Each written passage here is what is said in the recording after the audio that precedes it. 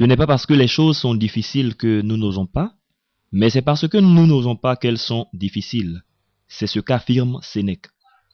Chers amis auditeurs de la radio Fréquence Vie, fidèles auditeurs de Campus Libre, bonsoir et bienvenue à votre émission Campus Libre, qui est une émission d'échange et une émission de débat autour des thèmes d'actualité. Nous parlerons ce jour d'un thème assez important, la culture du résultat. Et nous sommes avec un invité de marque que nous nous ferons l'honneur de vous présenter.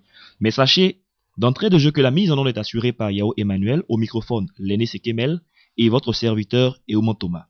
Pour nous permettre de nous installer, allons en musique avec Côte d'Ivoire choisit la vie de Exo Éclat.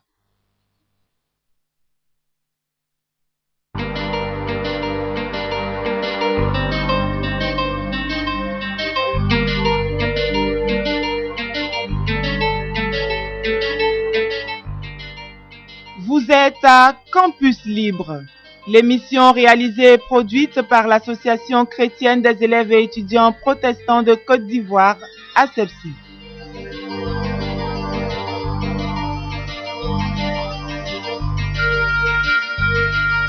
Campus Libre, une émission d'échange et de débat sur des sujets relatifs au monde scolaire et universitaire.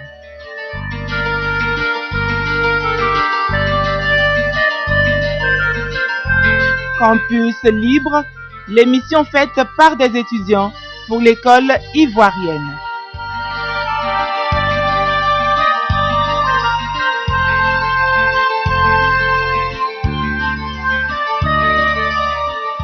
Fidèles auditeurs de la radio Fréquence Vie, bonsoir et soyez les bienvenus à votre émission Campus Libre.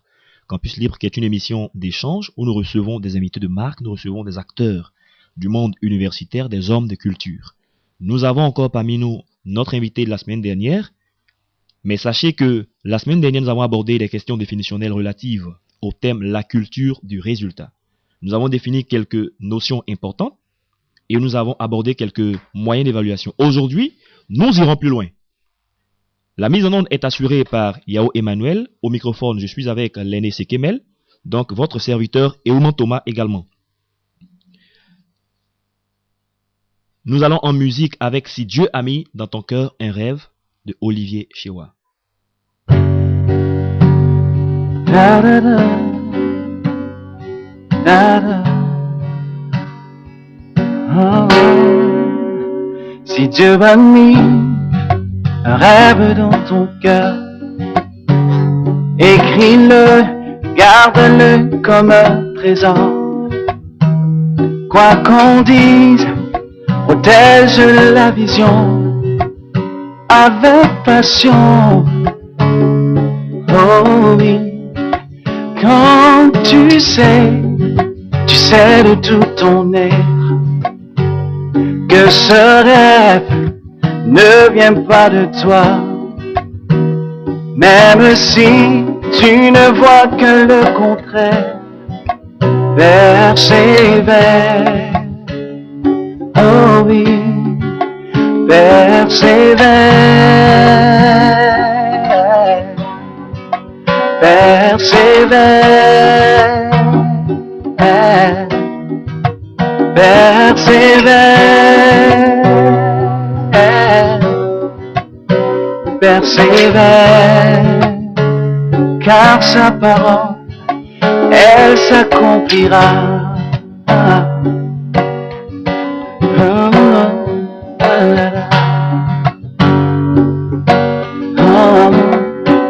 Si dans ton cœur est réelle cette promesse, quand vient le doute, lève-toi et confesse que Dieu est vrai. Merci pour ce très beau cantique. Si Dieu a mis un rêve dans ton cœur, écris-le sur la table de ton cœur parce qu'il se réalisera. Espère. Nous sommes de retour dans notre studio et le thème du jour c'est la culture du résultat. Deuxième partie. Je suis avec Lenné Sekemel. Bonsoir. Oui, salut Thomas. Comment tu vas? Très bien par la grâce du Seigneur. Nous sommes en présence de Monsieur Kwaku Samuel. Il est ingénieur du génie rural, sous-directeur de l'évaluation et de la pérennisation des acquis à la direction de l'évaluation et des projets. Il est membre de l'Association africaine d'évaluation. Il fait partie des experts africains nouvellement admis au sein de la Société européenne d'évaluation. C'est le tout premier Ivoirien membre de cette société européenne d'évaluation. Et nous vous le disions, c'est un ancien asepsiste. Monsieur Kwaku, bonsoir et bienvenue. Bonsoir. Merci bien pour avoir encore répondu présent à notre appel. La semaine dernière, nous avons abordé un thème sur la culture du résultat. Qu'est-ce qu'on pouvait retenir en substance en guise de conclusion partielle? Merci. Je voulais, avant de commencer, rendre une fois encore grâce à Dieu pour cette opportunité, cette occasion qu'il m'a donnée de pouvoir, n'est-ce pas, être coopté comme membre de la Société européenne d'évaluation.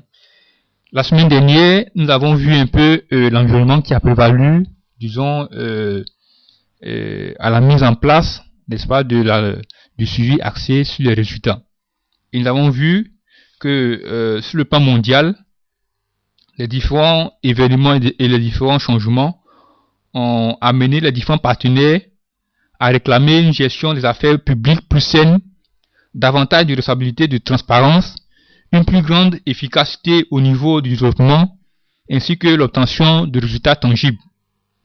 Et nous avons vu également aussi que la demande accrue pour une responsabilisation et des résultats concrets a entraîné l'émergence de politiques, de programmes et de projets fondés sur l'évaluation et la gestion axée sur les résultats. Nous avons vu également aussi que la culture du résultat, ou également aussi le suivi axé sur les résultats, concerne tout le monde, les pouvoirs publics, les pouvoirs religieux, les pouvoirs privés, les étudiants, les travailleurs, même les personnes dans les différents ménages. Tout le monde est concerné par la recherche, n'est-ce pas, du résultat. Nous avons vu également aussi quelques définitions. Le suivi, l'évaluation. Le suivi a été défini comme étant cette action qui donne de l'information sur le degré d'avancement d'une politique, d'un programme ou d'un projet à un moment donné. Et l'évaluation comme étant l'examen systématique et objectif d'un projet, d'un programme ou d'une politique en cours ou complétée, incluant sa conception, sa mise en œuvre et ses résultats. Donc voici en gros ce que nous avons vu la semaine dernière qui nous a permis de pouvoir mieux comprendre la notion, n'est-ce pas, de résultat. Monsieur Kwaku, la semaine dernière, vous définissiez le mot performance comme étant l'efficacité en plus de l'efficience. Et hormis cette notion fondamentale au niveau du suivi et évaluation, il y a les notions de responsabilité, transparence et efficacité. Qu'en est-il de ces notions brièvement? Oui, de manière, je pense que c'est un peu ces notions-là qui ont amené, n'est-ce pas, disons, les experts à pouvoir passer de la notion traditionnelle d'évaluation, de suivi-évaluation à la nouvelle notion de suivi-évaluation axée sur les résultats. En ce sens que la responsabilité veut dire que lorsque nous mettons en œuvre un projet, ou bien lorsque on nous confie, n'est-ce pas, une tâche, nous mettons en œuvre une politique, il faudrait, n'est-ce pas, qu'à un certain moment, on puisse situer les responsabilités de la réussite ou des échecs. Parce que dans certains de nos pays, lorsqu'il y a échec, on mène, je dirais, des enquêtes, mais qui n'aboutissent jamais, ou qui veut dire en fait que personne n'est responsable. Mais dans le domaine du suivi-évaluation, il y a toujours, n'est-ce pas, un responsable qui peut, n'est-ce pas, être identifié, de sorte, n'est-ce pas, à pouvoir, soit peut-être changer la personne afin de pouvoir permettre à la politique ou au projet de pouvoir être mise en œuvre de manière correcte, ou également apporter, n'est-ce pas, des correctifs dans son travail de tous les jours afin de pouvoir lui permettre de pouvoir réaliser de manière convenable son action, son activité. Autant dire que nous sommes tenus à une obligation de résultat. Oui, nous sommes tenus à une obligation de résultat. Ce qui fait que maintenant, au niveau, disons, de la notion du suivi-évaluation axée sur les résultats, dans les projets, par exemple, et les programmes de développement, il y a des contrats de performance qui sont signés avec les différents chefs de service, avec les différents chefs de projet. En une année, vous avez telle activité à réaliser, et à la fin de l'année, on fait le point. Si vous n'avez pas vraiment été capable de pouvoir réaliser cette activité, on met fin à votre contrat, et on recrute des personnes, n'est-ce pas, qui sont aptes, n'est-ce pas, à pouvoir permettre au développement de pouvoir avancer. Qu'en est-il de la transparence et de l'efficacité? Oui, la transparence, comme le dit, il y a beaucoup de ressources publics, je dirais beaucoup d'argent qui sont investis dans l'activité, dans des projets, il faudrait, n'est-ce pas, à un certain moment, soit annuellement ou bien de manière périodique, que des audits soient menés ou bien qu'il y ait, n'est-ce pas, des bilans financiers de ces activités. C'est en ce sens également aussi que se trouve toute l'importance du résultat. Parce que le résultat que nous pouvons avoir à partir de la mise en œuvre d'un projet ou bien d'une politique est basé, n'est-ce pas, sur les ressources qui ont été, n'est-ce pas, utilisées. Et dans le cas, n'est-ce pas, de la recherche du résultat, nous voulons utiliser les ressources avec, n'est-ce pas, disons, une certaine efficience, c'est-à-dire de manière optimum. Il ne faut pas dépenser pour dépenser, mais il faut dépenser, n'est-ce pas, avec, disons, de manière optimum et avoir des résultats, je dirais, concrets, des résultats palpables, des résultats qui nous permettent de pouvoir aller au développement. Donc, c'est important également aussi que nous pouvons, n'est-ce pas, disons, rendre compte des ressources, être transparent dans l'utilisation, n'est-ce pas, des ressources qui ont été mises à disposition du projet, de programme ou bien de la politique qui doit être conduite. Alors, Monsieur Kwaku, je voudrais qu'on prenne deux cas de figure, encore pour la bonne compréhension des auditeurs.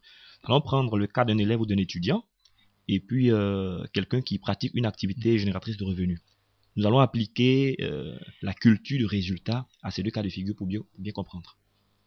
Oui, dans un premier temps, pour le cas de l'étudiant ou bien de l'élève, il y a déjà des outils, je dirais, traditionnels qui sont mis en place au niveau de chaque établissement pour pouvoir, je dirais, faire le suivi, n'est-ce pas, de l'activité de chaque étudiant. Il y a des devoirs ou bien des contrôles continus. Ça rentre un peu dans le cadre du suivi. C'est-à-dire, chaque semaine ou bien chaque quinzaine ou bien chaque mois, il y a des devoirs qui permettent de pouvoir, disons, analyser, apprécier les connaissances de chaque étudiant. Le niveau également aussi de chaque étudiant. Et dans certains établissements, par exemple, pour revenir, n'est-ce pas, à l'évaluation, il y a souvent ce qu'on appelle des examens blancs, qui permettent également aussi de pouvoir faire un bilan, je dirais, partiel de la connaissance, des connaissances, n'est-ce pas, ils ont acquises par chaque élève, par chaque étudiant. Mais pour également aussi, de manière personnelle pour chaque étudiant, il peut mettre en place, je dirais, un tableau de suivi, par exemple, de sorte que chaque semaine ou bien chaque mois, toutes les notes qu'il reçoit à partir, n'est-ce pas, des devoirs, il puisse déjà avoir de manière partielle, n'est-ce pas, sa moyenne avant même la fin du semestre. C'est de cette manière que l'élève également aussi peut suivre, disons, son travail de manière quotidienne. Avoir, n'est-ce pas, disons, des outils pour suivre sa moyenne avant, n'est-ce pas, le semestre. Et également aussi, pour pouvoir, n'est-ce pas, faire le suivi de ses activités, comme le dit, pour l'élève, il y a des exercices, je dirais, types que l'élève, n'est-ce pas, peut réaliser. Si c'est, par exemple, en physique, par exemple, il y a des exercices types qui sont, n'est-ce pas, dans certains livres, dans certains annales, que l'élève, n'est-ce pas, peut chercher à résoudre, qui peuvent lui permettre de pouvoir savoir si effectivement il a bien compris les notions, je dirais, essentielles du cours de physique, ou bien de français, ou bien en tout cas, quel que soit, n'est-ce pas, enfin, disons, la matière, est-ce que vraiment il a bien pu comprendre, n'est-ce pas, le cours. Donc voici un peu quelques éléments qu'un élève peut mettre en place. Maintenant, de manière générale, au niveau de chaque établissement, en dehors des méthodes traditionnelles, il peut aussi avoir, n'est-ce pas, des enquêtes qui peuvent, n'est-ce pas, être menées auprès des élèves, auprès des enseignants. Et les résultats de ces enquêtes-là peuvent nous permettre de pouvoir savoir si effectivement les élèves ont bien assimilé telle ou telle matière, quelles sont, n'est-ce pas, les difficultés dans telle ou telle matière qui peut nous permettre de pouvoir améliorer. Certainement que c'est l'enseignant qui n'arrive pas à bien communiquer, disons, l'information sur la matière, ou bien c'est les horaires du cours qui ne sont pas appropriés pour les élèves, qui font que, n'est-ce pas, les élèves n'ont pas toute l'attention, n'est-ce pas, retenue pendant le cours, ou également que c'est des supports de travail qui ne sont pas élaborés, qui font que les élèves n'arrivent pas à faire beaucoup d'exercices. Donc je pense que tous ces éléments peuvent permettre de pouvoir vraiment suivre le travail d'un élève, d'un établissement. Le second cas maintenant avec l'individu qui veut réaliser un projet de développement, n'est-ce pas Thomas? C'est cela. Maintenant, pour l'individu qui veut réaliser un projet de développement ou bien une activité lucrative, comme je l'ai dit, il y a, dans un premier temps, il y a ce qu'on appelle le rapport d'évaluation. Dans certains milieux, on parlera, n'est-ce pas, d'enquête, n'est-ce pas, disons, commerciale, d'enquête, n'est-ce pas, de business plan et autres. Oui, l'étude du marché. L'étude du marché. Donc, c'est d'abord cet élément-là qu'on appelle cet élément, n'est-ce pas, de référence. Avant même que l'activité ne commence, il y a cette étude, il y a ce rapport, n'est-ce pas, qui est rédigé. Et dans ce rapport, déjà, nous définissons les objectifs que nous voulons atteindre. Nous définissons les différentes activités que nous devons réaliser pour atteindre l'objectif. Nous définissons les ressources, c'est-à-dire les moyens, les ressources financières que nous pouvons, n'est-ce pas, mettre à disposition de chaque activité pour atteindre, n'est-ce pas, l'objectif. De manière spécifique, si par exemple, nous voulons, je dirais, construire une maison, ou bien construire, je dirais, une église, ou bien construire un établissement, ça c'est l'objectif final que nous sommes assignés. Mais pour construire l'établissement, il y a plusieurs activités, n'est-ce pas, à mener. Il faut avoir, n'est-ce pas, un terrain. Le terrain aura un coût. Pour pouvoir, n'est-ce pas, disons, avoir le terrain, il y a des démarches qu'il faut faire auprès des différentes autorités. Tout cela a un coût. Il y a peut-être les moyens qu'il faut avoir, ça peut être un véhicule, etc. Pour pouvoir, tous ces éléments font partie disons, du rapport. Également aussi, pour pouvoir construire proprement même l'établissement ou bien la maison, il y a un plan, n'est-ce pas, un plan, disons, à faire par un architecte. Donc, tous ces éléments font partie des activités à réaliser. Et les ressources, ce plan, combien ça va coûter, ce sont les ressources financières qu'il faut que nous dégageons pour l'activité bien précise. Et ces ressources-là, pour pouvoir, n'est-ce pas, arriver au résultat, il faut que nous veillions à ce que les ressources qui ont été allouées, si par exemple nous avons destiné 100 000 francs, disons, aux travaux de l'architecte, il ne faudrait pas qu'on arrive à 200 000 francs ou bien à 300 000 francs. Il faut vraiment que nous puissions rester dans l'enveloppe et réaliser l'activité avec, n'est-ce pas, les moyens en optimum. Thomas, autant dire que la culture du résultat est soumise à des règles. Effectivement, avec ce que nous venons d'entendre, je crois qu'il va renchérir. Oui, tout à fait. Comme je dis, c'est des règles. Il y a des règles, n'est-ce pas, que nous devons suivre. C'est pour cela que, comme je le dis, dans un premier temps, dans le cas, par exemple, des projets, il y a ce qu'on appelle le rapport d'évaluation. Dans ce rapport d'évaluation, tous les éléments qui doivent nous aider à pouvoir réaliser le projet, le programme, sont définis.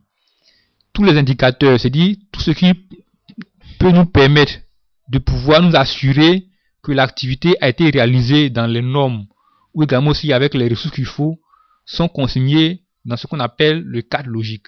Donc c'est ce document qu'il faut suivre au pas à pas afin de pouvoir réaliser le projet dans le temps avec les ressources qui ont été allouées et puis avoir, n'est-ce pas, des résultats, je dirais, concrets. Monsieur Kwaku, nous sommes en Afrique et de tels projets, lorsqu'on les évalue, par exemple, à 2 millions, à la fin, on a 4 ou 5 millions d'ajoutés pour faire un pan à la corruption en Afrique, en tout cas dans les pays en voie de développement.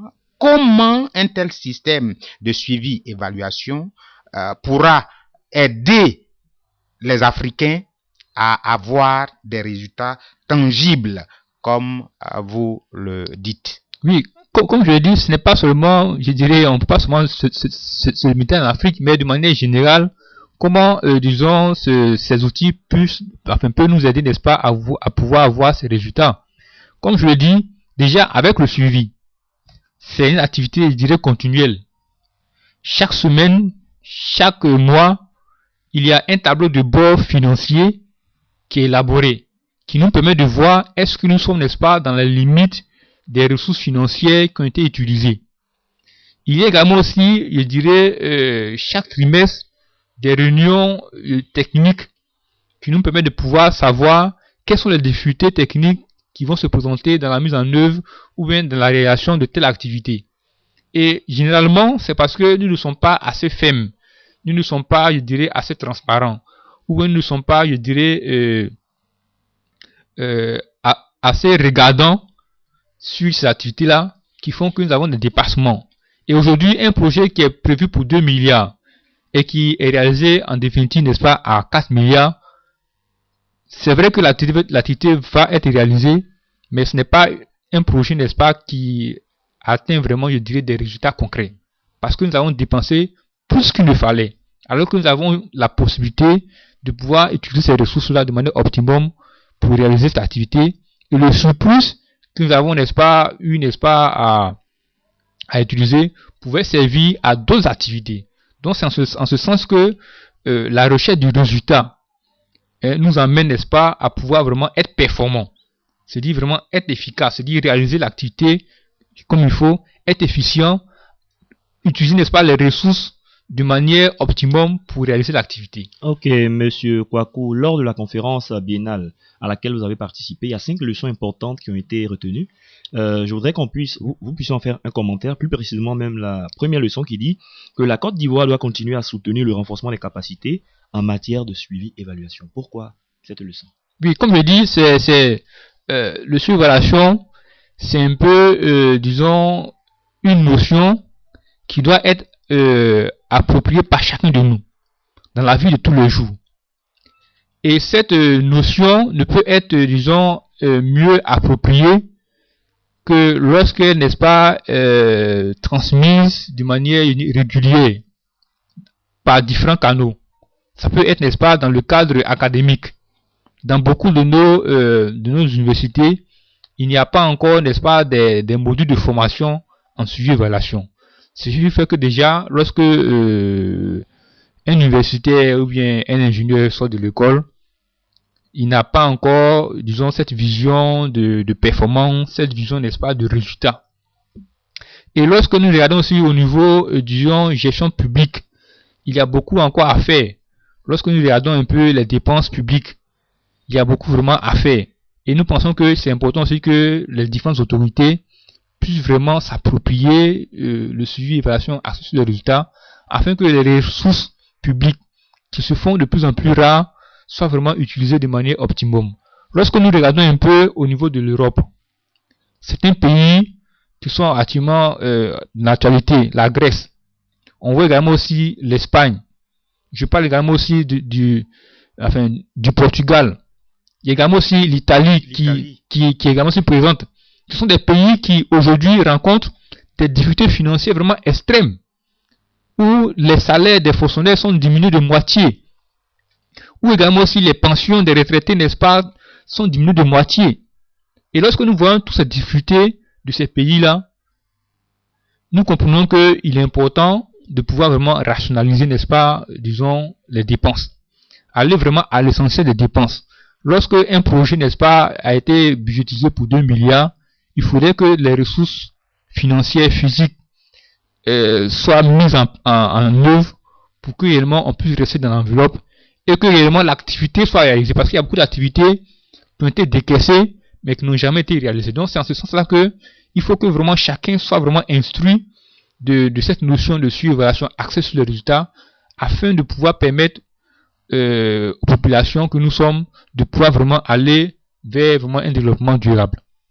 Monsieur Kwaku, certainement nous serons dans la phase des solutions. Et quels sont les nouveaux défis de la gestion publique, puisque vous parlez du gouvernement, la notion publique. Alors, quels sont les nouveaux défis de la gestion publique? Oui, les nouveaux défis de la gestion publique, comme je l'ai dit, actuellement au niveau mondial, l'accent vraiment, je dirais, des différents partenaires, des différentes organisations est vraiment mis vraiment sur la responsabilisation, la transparence, une plus grande efficacité et puis, n'est-ce pas, l'obtention de résultats tangibles.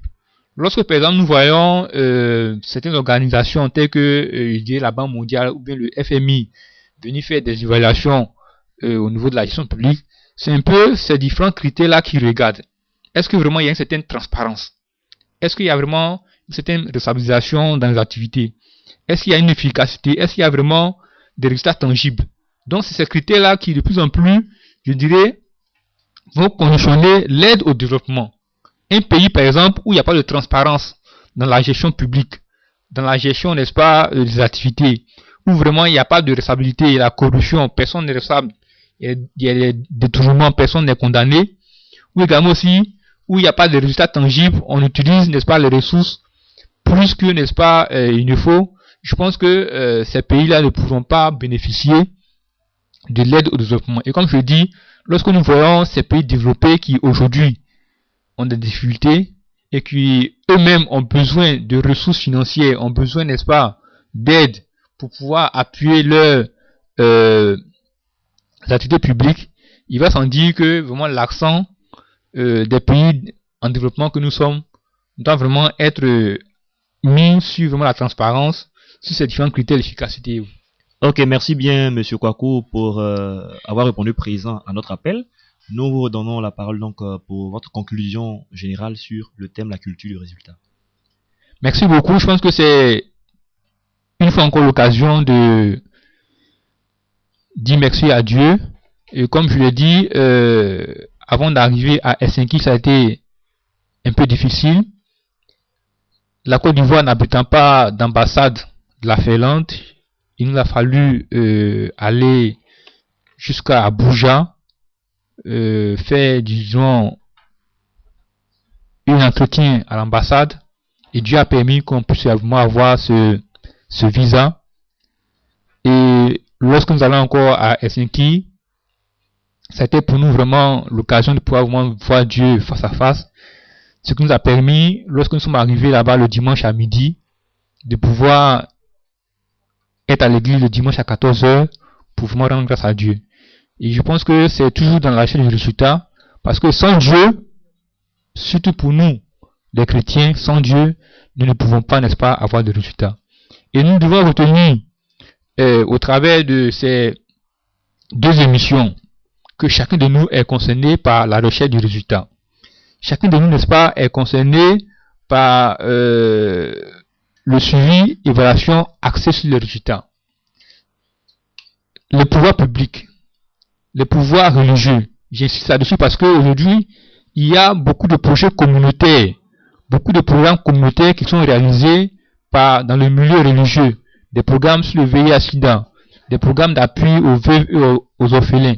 Il faudrait, n'est-ce pas, que dans ces programmes, ces projets, on puisse vraiment avoir des outils qui nous permettent de pouvoir apprécier réellement les résultats concrets que tous ces projets et programmes ont, n'est-ce pas, sur la population. Et il est important aussi de pouvoir savoir que dans ce 21e siècle, dans le contexte de la mondialisation, l'accent vraiment est mis sur la transparence, sur l'efficacité, sur l'obtention de résultats concrets, de résultats tangibles, sur, n'est-ce pas, la responsabilisation, qui fait que réellement, sans ces éléments, nous ne pouvons pas bénéficier de l'aide au développement. Et nous pouvons, n'est-ce pas, terminer par inviter chacun de nous à être vraiment performant dans ces activités, rechercher, n'est-ce pas, l'efficacité et l'efficience qui puissent, n'est-ce pas, nous permettre de pouvoir être vraiment excellent, de pouvoir, n'est-ce pas, avoir l'activité de qualité.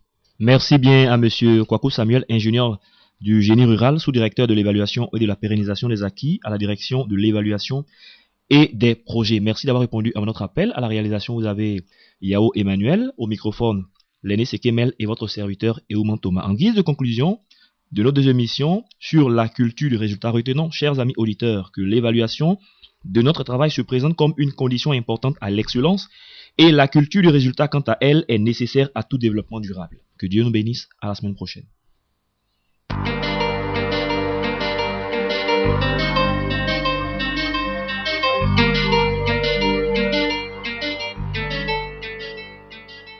C'était Campus Libre, votre émission d'échange et de débat sur Fréquence Vie.